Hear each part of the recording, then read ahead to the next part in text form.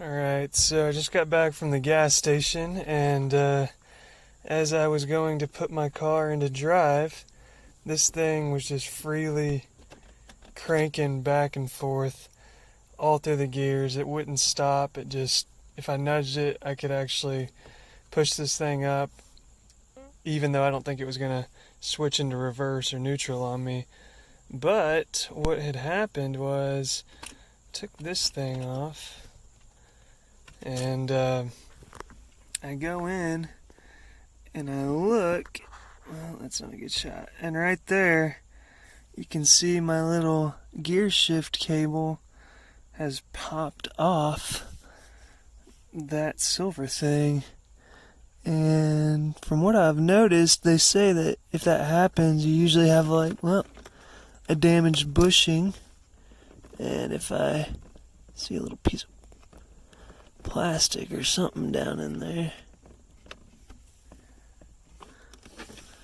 But anyways, it looks like I'm gonna have to go to O'Reilly's and find whatever holds that white piece on so that I can switch back and forth. But what had happened was, it, I believe, is what connects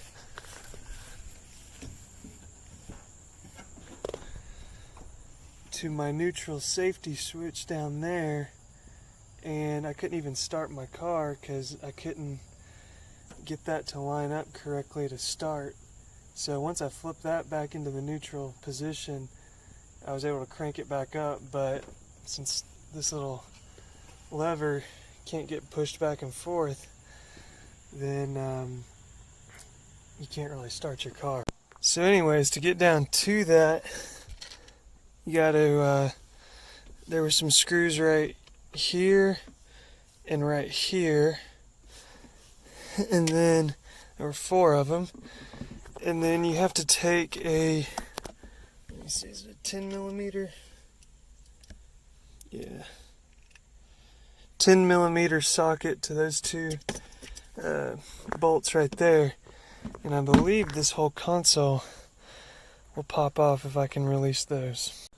Alright, so once I pop those 4 screws loose, and then the 2 bolts that are inside the glove, the little center console, and then after disconnecting that wire and disconnecting these wires down here, this thing lifts up. I'm not going to fully take it off because this part just doesn't really want to, go over this very easily, so I just popped it up there.